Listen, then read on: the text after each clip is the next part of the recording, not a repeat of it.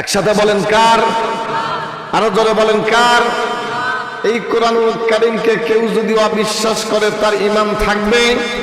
থাকবে কি থাকবে না? মাশাআল্লাহ, তো বুঝতে পারছেন এটা কি এখানে ক্লাস চলছে, একটু কথা বলবেন ইনশাআল্লাহ। আল্লাহ পাক রব্বুল আলামিন কোরআনুল কারীমের ভিতরে সুন্দর করে আল্লাহ পাক রব্বুল আলামিন বলেন আলিফ লাম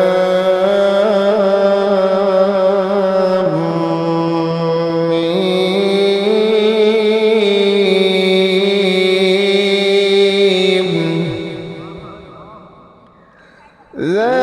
যালিকাল কিতাবু লা রাইবা ফীহি হুদাল লিল মুত্তাকিন।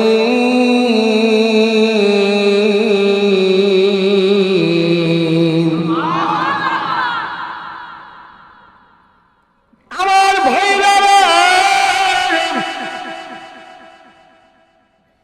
আল্লাহ রাব্বুল আলামিন পবিত্র কোরআনুল কারীমের ভিতরে আল্লাহ রাব্বুল আলামিন ডাক দিয়ে বললেন আলিফ লাম মিম, এটা হলো হরফে মুকাত্তাআত। এই শ্রেণীর শব্দ, এই শ্রেণীর কথা আল্লাহর কোরআন কারীমের ভিতরে অনেক পাওয়া যায়। আমার ভাই, আল্লাহ রাব্বুল আলামিন ডাক দেবা নবীজি, এই শ্রেণীর কথার অর্থ আমি আল্লাহ পাক রব্বুল আলামিন ছাড়া পৃথিবীর কেউ জানে না, কেউ বোঝে না। একবার জোরে জোরে বলা যাবে কি সুবহানাল্লাহ? আমার ভাইরা রে, আল্লাহ রাব্বুল আলামিন পবিত্র কোরআন কারীম সূরা বাকারার প্রথম আয়াতুল কারীমার ভিতরে আল্লাহ পাক রব্বুল আলামিন বলেন, আমি আল্লাহ পাক রব্বুল আলামিন ঘোষণা করে দিলাম যালিকাল কিতাবু লা রাইবা ফীহি। ও নবী, এই সেই কিতাব, যেই কিতাবের ভিতরে কোনো ভুল নাই। এই সেই কিতাব, যেই কিতাবের ভিতরে কোনো সন্দেহ নাই, ভুলের কোনো অবকাশ পর্যন্ত আমি আল্লাহ রাখি নাই। চিৎকার মেরে জোরে বলা যাবে নাকি আল্লাহু আকবার?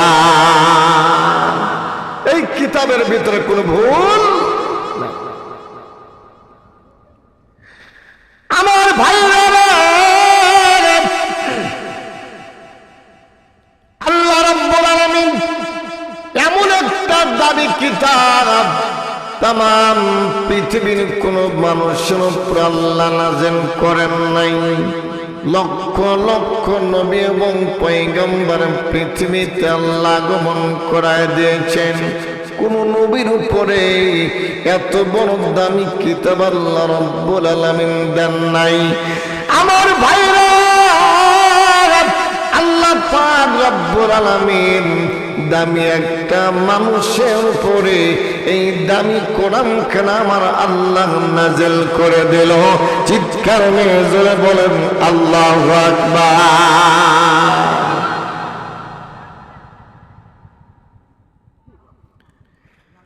আমার ভাই, আমরা হলো গুনাহযুক্ত মানুষ।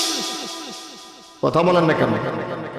এমন একটা মানুষ তাম পৃথিবীর ভিতরে আল্লাহ পাক আগমন করায় দিয়েছেন, যেনার জিন্দেগিতে কোনো গুনাহ নাই।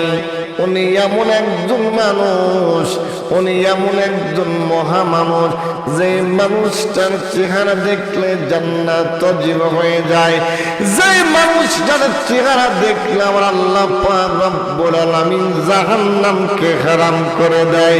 উনি হলো গুনাহমুক্ত মানুষ, ওনার জিন্দেগিতে কোনো গুনাহ নাই, উনি নিষ্পাপ। জোরে জোরে বলেন আল্লাহু আকবার। আমাদের গুনাহ নাই বুঝি? আমার ভাইরা রে, আল্লাহ রাব্বুল আলামিন পবিত্র কুরআনুল কারীমের ভিতর আল্লাহ পাক রব্বুল আলামিন ডাক দিয়ে বলে, নবী গো, तमाम পৃথিবীর মানুষদেরকে বলে দেন মৃত্যুর স্বাদ গ্রহণ করতে হবে। ও মনহার উপরে আবার মৃত্যু তো মৃত্যুই, মৃত্যুর আবার স্বাদ কেমন, মৃত্যুর আবার স্বাদ কি? মৃত্যুর যে একটা যন্ত্রণা আছে, একটা কষ্ট আছে, এইটাই হলো মৃত্যুর স্বাদ। এমন কোন প্রাণী নাই যে মারা যাবে না। মরণটা হলো তামাম দুনিয়ার ভিতরে মুসলিম জাতির জন্য একটা সেতু বন্ধন। জোরে বলেন সুবহানাল্লাহ। আল্লাহ জমিনের ভিতরে মুসলিম জাতিরা মরণ দেখে ভয় পায় না। জোরে বলেন সুবহানাল্লাহ। তার কারণ আমার ভাব মরণের পরে আল্লাহ পাক রব্বুল আলামিন দুনিয়ার ভিতর আল্লাহ পাক রব্বুল আলামিন মানব জাতিকে আল্লাহ রব্বুল আলামিন সৃষ্টি করলেন কেন, কি কারণে, কি জন্য আল্লাহ পাক রব্বুল আলামিন বানালো? আমার ভাইরা রে, আল্লাহ পাক রব্বুল আলামিন বলে, আসমান বলো দেখি আমি আল্লাহ পাক তোমারে কি জন্য বানাইলাম? মনোহার পুরো ভাইরা আলোচনাগুলো বুঝতে হবে। বিশাল বড় খুঁটিবিহীন আসমান আল্লাহকে ডাক দে বলল, দরদের আল্লাহ কি জন্য আপনি আমাকে বানাইলেন? আপনি সব পৃথিবীর কেউ বলতে পারে না। আল্লাহ পাক রব্বুল আলামিন ডাক দে বলল, আমি আল্লাহ তোমাকে বানাইলাম আমার পৃথিবীর প্রতিটা মাখলুক এবং আল্লাহ পাকের বান্দার গোলামি করার জন্য। একবার জোরে বলা যাবে নাকি সুবহানাল্লাহ? ভাইরা, সুন্দর করে আকাশ থেকে সূর্য বের হয়, আকাশ থেকে চন্দ্র বের হয়, আকাশ থেকে তারকা বের হয়। কত সুন্দর আল্লাহ পাক দুনিয়াটা সুন্দর করে সাজিয়ে রেখে দিয়েছেন। কেন বাজান, কি জন্য এত সুন্দর করে সাজাইলো? একটা মাত্র কারণে, এই দুনিয়াটা আল্লাহ পাক একটা ছোট্ট জান্নাতের পরিণত করে দিয়েছেন। জোরে জোরে বলা যাবে নাকি সুবহানাল্লাহ? এই দুনিয়াটা একটা ছোট্ট জান্নাত, কি নাই বলেন?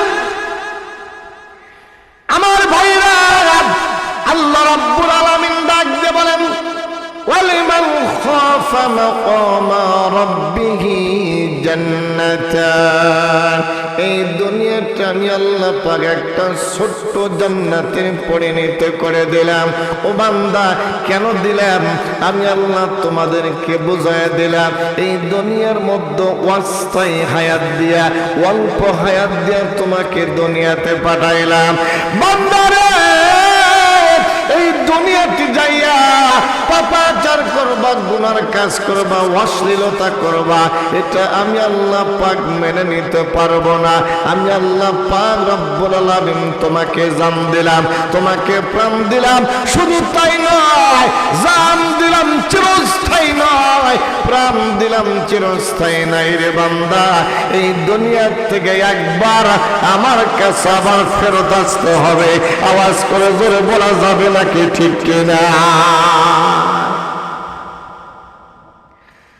আমার ভাইরা, এই দুনিয়াতে যদি সব মানুষগুলো চিরস্থায়ী হইতো, তাহলে আল্লাহর পয়গাম্বার আগে হতো। ও বাজান, এই দুনিয়ার ভিতরে আগে যদি এই জমিনটা চিরস্থায়ী মানুষ হইতো, আগে আল্লাহর জমিনে বিশ্ব নবী হইতো। তার কারণটা হলো, তামাম পৃথিবীতে বিশ্ব নবীর কোনো গুনাহ নাই। উনি হলো আল্লাহর হাবিব, উনি হলো আল্লাহর বন্ধু, উনি হলো কলিজাতুল আল্লাহর হাবিব। একবার জোরে বলেন সুবহানাল্লাহ। একটু জবান খুলে পড়েন লা ইলাহা জিকির নাই ওই দিল মুর্দা। যে ব্যক্তি জিকির জোরে জোরে করবে, সর্বসময়ের জন্য জিকির করবে, হাসতে হাসতে আল্লাহ জান্নাতে চলে যাবে। এই দোস্ত, জিকির করতে হলে সেটা করেন কেন? আওয়াজ করে পড়েন লা ইলাহা ইল্লাল্লাহ, কলবে কলবে লা ইলাহা, হ্যাঁ ভয়লে পারা দেন লা ইলাহা লা ইলাহা। আমার ভাইরা খুব খেয়াল করেন, আল্লাহ পাক রব্বুল আলামিন এমন একজন নবীকে तमाम দুনিয়াতে পাঠিয়ে দিয়েছেন যে মানুষটা तमाम পৃথিবীর ভিতরে সবচাইতে সকলের জন্য রহমত।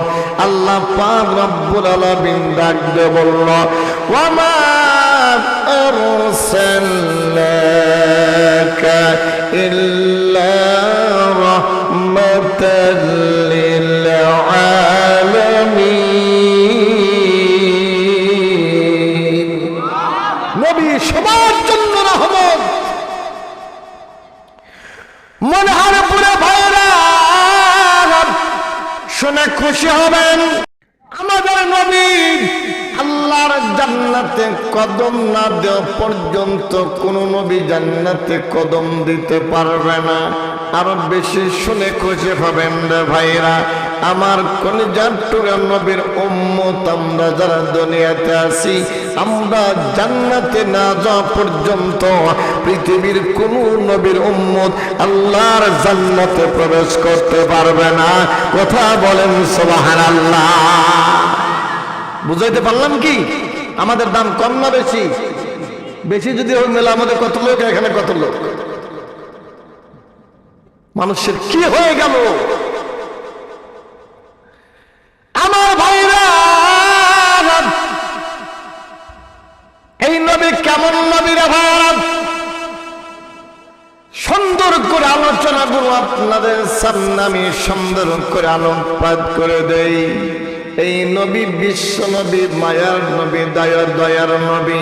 ও বাজান, আবু জাহেল ডাক দে বলল, এ মক্কার যুবকেরা কে আছো? বিশ্ব নবী আল্লাহর নবী মুহাম্মদ রাসূলুল্লাহর কাল্লা যদি আনতে পারো, অর্ধেক সম্পত্তি মক্কার নগরীর তার নামে লিখে দেওয়া হবে। টাকার লোভ কারণ আছে বাজার এই জমিনের ভিতরে, টাকার লোভ প্রত্যেকটা মানুষের কম বেশি আছে না নাই? আছে, সম্পদের লোভ আছে। ভাইরা আমার, যুবকটা ডাক দে বলে, এ বস নেতা, আমি আব্দুল্লাহর পুত্র মুহাম্মাদের কাল্লা আনতে পারবো। ডাক দে বলল, তোমার তরবারি দখল নিয়ে যাও। ও বাজান, ওই নবী কত বড় মহামানব, ওই নবী কত বড় দয়ার নবী, একটু কান লাগায় শুনলে বুঝতে পারবেন। ওই নবীর প্রতি ভালোবাসা পৃথিবীতে প্রত্যেকটা মানুষের জীবন দিয়ে আল্লাহর পয়গম্বরের ভালোবাসা গ্রহণ করার দরকার। কলিজার টুকরা ভাইরা, বিশ্ব নবী আখিরি জামানার পয়গম্বর আল্লাহর জমিনের ভিতরে দিনের দাওয়াত দিয়া বৃক্ষের নিচে শুয়ে বাতাসের মধ্যে সুন্দর করে একটু ঘুমাচ্ছে। আওয়াজ করে জোরে বলা যাবে কি সুবহানাল্লাহ? প্রচন্ড রোদ, কোথাও ছায়া নাই, বৃক্ষের নিচে একটু হলেও ছায়া পাওয়া যায় কি যায় না? কথা বলে। ও বাজান, যারা হজে গিয়েছেন লক্ষ্য করে দেখবেন, আল্লাহর জমিনের ভিতরে সৌদি আরবের হাওয়াগুলো গরম, এত গরম। বিশ্ব নবী দাওয়াত দিয়ে, আল্লাহর পয়গম্বর দাওয়াত দিয়ে বৃক্ষের নিচে একটু বিশ্রাম নিচ্ছে, ঘুমায় পড়েছেন ক্লান্ত। বাজারে কোটি কোটি টাকার বিছানায় ঘুমায়, তার কোনো বিছানা ছিল না, তার কোনো আল্লাহর জমিনের শান শৌকত ছিল না। এই জমিনের ভিতরে অনেক দিন পর্যন্ত না খায়া খায়া আল্লাহর জমিনে কোরআনের প্রচার করেছে, দিন প্রচার করেছে। আমরা তো সুখের ইসলাম পাইছি, কথা বলেন ঠিক কিনা? এই জন্য আমাদের মায়া কম। যদি রক্ত দেওয়া লাগতো, জীবন দেওয়া লাগতো, অর্থ দেওয়া লাগতো, পরিশ্রম করা লাগতো, তাহলে এই জিনিসটার প্রতি মায়া বেশি লাগতো, কথা বলুন ঠিক কিনা? আমার ভাইরা, দরদের নবী আমার সুন্দর বিল মিলানো বাতাস, বাতাসের ভিতরে ঘুমায়া পড়েছে। এই সুযোগে এই ইহুদির বাচ্চা বিশ্ব নবীর কতল করার জন্য, কাল্লা নেওয়ার জন্য যখন আল্লাহর জমিনের ভিতরে দেখলো নবী ঘুমাইতেছেন, হঠাৎ করিয়া বিশ্ব নবী আখির জামানা পয়গম্বরের কাছের দিকে যাচ্ছে। এই তো সময় ঘুমায় পড়েছে। আদিশা এটা সরা দাও। আমার ভাই, এই যুবক তরবারি ঝাঁকায় গায়া মনের মধ্যে ফিলিংস নিয়ে আসছে, কতল করতে পারলেই তোমার দেখ সম্পত্তি আমার। আবু জাহেল বলে দিয়েছে। আস্তে করে তরবারি নিয়ে যখন আল্লাহর পয়গম্বরের সামনের দিকে যায়, বাজান রে, কিতাবের ভিতর লেখেন সঙ্গে সঙ্গে আল্লাহর পয়গম্বরের দুইটা সিনের থেকে কেমন যেন বাঘের মতো গর্জন করে ওই যুবকের দিকে রওনা হয়ে যায়। জোরে জোরে বলা যাবে নাকি আল্লাহু আকবার?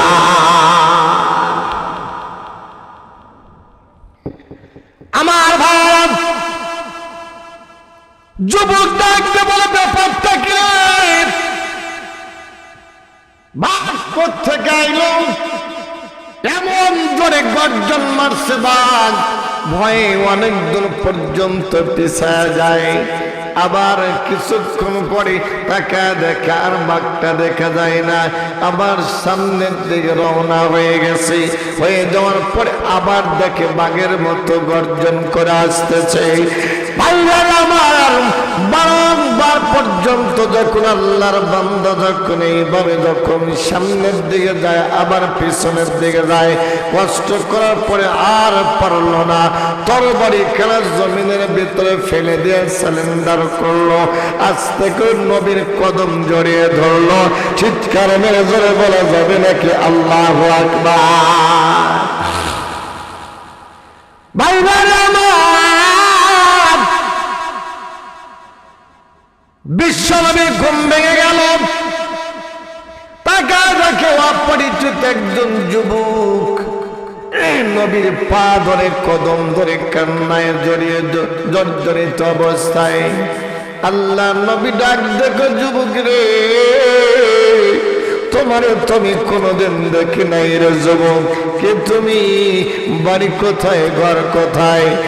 ডাক দেবলে নবী গো, আবু জাহেল আমাকে টাকার লোভ, সম্পদের লোভ দেখা দিয়েছে যে আব্দুল্লাহর পুত্র মুহাম্মাদের কাল্লা আনতে পারবে, তার জন্য মক্কা নগরে অর্ধেক সম্পত্তি লিখে দিবে।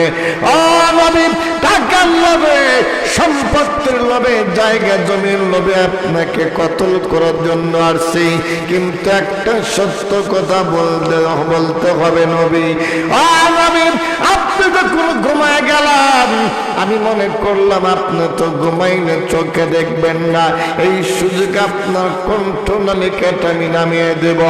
নবী গো, আমি তাকে দেখি আপনি ঘুমাচ্ছেন, এই অবস্থায় যখন তরবারি মারতে লাগি, হঠাৎ করে তাকে দেখি আপনার চেহারার থেকে বাঘের মতো গর্জন করে আসে। জোরে জোরে বলা যাবে নাকি আল্লাহু আকবার? ও নবী, কে গো আপনি? ডাক দিয়ে বললেন, ও কলিজার তুমি আল্লাহর বান্দা, তুমি জানো না এমন একটা মানুষকে তুমি মারতে আসছো। আমি তো সাধারণ কোনো মানুষ নয়, আমি আল্লাহর বন্ধু, আমি শেষ নবী। চিৎকার মেরে ধরে বলেন সুবহানাল্লাহ। বাইরে আল্লাহর নবী ডাক দেখো, হ্যাঁ যুবক, তুমি যেই কাজটা তুমি আমার সঙ্গে করলে, আমি যদি এখন আমরকে বলে দেই, অমর তো তোমার কল্যাণ সুনিশ্চিত করবে। কিন্তু এই যুবক, এই দুনিয়ার ভিতরে আমি কারো কষ্টের কারণ হতে চাই না। তার কারণ আমাকে আল্লাহ পাক রব্বুল আলামিন এই জমিনের ভিতরে আল্লাহ পাক রহমতের পেয়ালা করে আল্লাহ তমাম দুনিয়াতে পাঠায় দিয়েছে। জোরে জোরে বলেন সুবহানাল্লাহ। আমি রহমত, আমি কারো কষ্টের কারণ হতে চাই না। যুবকটা ভাইরা আমার নবীর কদমে হাত দিয়ে, নবীর হাতে হাত দিয়ে কলেমা পড়ে মুসলমান হয়ে গেল। ও বাজান, আজকে আল্লাহর জমিনের ভিতরে আমরা যদি মুমিন হই, মুসলিম হই, মুসলমান হই, আমরা মেহেরবানি করে অন্য কাউকে কোনো কষ্ট দেব না।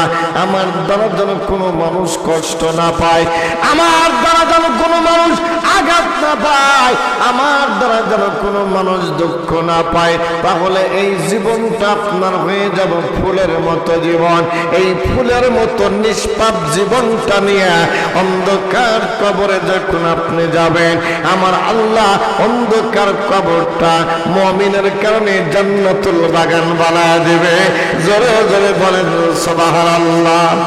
এই জন্য কবি বলেন, এমন জীবন তুমি করিও গঠন, মরণে মরিবে তুমি কাঁদিবে ভুবন। এমন জীবন তুমি করিও না গঠন, মরণে মরিবে তুমি আল্লাহর জমিনে হাসিবে ভুবন। আমার হারাপুরে আমার এই দুনিয়াটা অল্প ক্ষণস্থায়ী জন্য জিন্দেগিতে সে কত টাকা বাড়ি, কত গৌরবী করলাম, কত টাকা ঘুষ খাইলাম, কত সম্পদ অন্যায়ভাবে আল্লাহর জমিনে নিলাম। ও বাজান, কার জন্য তুমি ঘুষ খাও, কার জন্য তুমি সুদ খাও, কার জন্য বেহালালি করে টাকা কামাই করো? এই মানুষটা তো তোমার অন্ধকার কবরে আল্লাহর জমিনের ভিতরে তোমাকে সাহায্য করবে না। বাইরে যে বেটার কারণে আল্লাহর জমিনে টাকা, আল্লাহর জমিনে হারাম টাকা পাহাড় পর্যন্ত করলেন, এই মানুষটা তো আপনাকে একদিন বলে যাবে আল্লাহর জমিনে। কথা বলেন ঠিক কিনা? শ্রোতা মণ্ডলী, কবর এমন জায়গা বাজার, সব চাইতে কঠিন জায়গা কবর। ও কলিজার টুকা ভাইরা, এই দুনিয়ার ভিতরে বাসের টক্কর লাগে, সংঘর্ষ লাগলে শত শত মানুষগুলো আপনাকে আল্লাহর জমিনে সাহায্য করতে যায়।